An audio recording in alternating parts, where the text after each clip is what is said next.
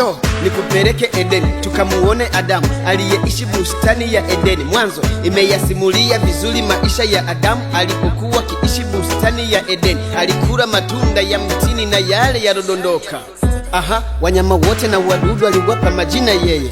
Kama siyo yeye usingemjua mwewe. Aliishi kwa amani, hakuwa na changamoto. Chui, simba, hata nyani walitamani tu awepo. Hakukuwa na dhambi wala kujihukumu. Yuko uchi ila hajioni kama yuko uchi. Nini na ni nani wa kumwambia Adamu uko uchi? Na huo ndo ulimwengu niliyomo mi kwa sasa. Niko ulimwengu mpya mina furahia.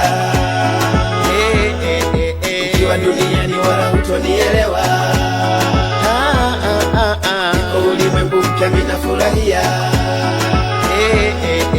Ukiwa duniani wala hutonielewa. Huku wala mimi sijui dhambi, mana haipo. Ukitaja dhambi nako na mgeni, hiyo ndiyo kamba yako kama kuku mgeni. Huku wala mimi sijui dhambi, mana haipo.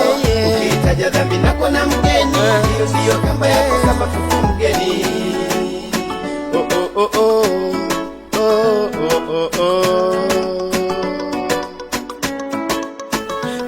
Adamu alipoanguka na dunia ilianguka, haijawahi inuka. Inawayawaya tena inalewalewa kama mlevi, imelewa tiralira haisikira mgambo. Yesu alipofufuka aliumba ulimwengu mpya, achana na huu unaowayawaya kama machera. Aliupa jina zuri liitwalo ndani yake, yani ndani yake Yesu. Ikumbukwe shetani ndo mungu wa dunia hii ilojaa dhambi na uovu wa kila aina. Yesu akaona dunia hii haitufai, akatuhamisha akatupeleka ulimwengu mpya. Huku hatujui dhambi, dhambi ilikufa long time ago. Tunakula matunda ya mtini na yale yalodondoka. Yesu katurudisha Edeni, tuko ndani yake na yeye ndani yetu. Na huo ndo ulimwengu niliyomo mi kwa sasa.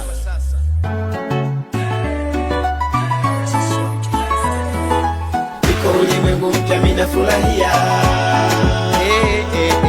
Ukiwa duniani wala hutonielewa. Niko ulimwengu mpya mina furahia. Ukiwa duniani wala hutonielewa. Huku wala mimi sijui dhambi, mana haipo. Ukitaja dhambi nako na mgeni, hiyo ndiyo kamba yako kama kuku mgeni. Huku wala mimi sijui dhambi, mana haipo. Ukitaja dhambi nako na mgeni, hiyo ndiyo kamba yako kama kuku mgeni.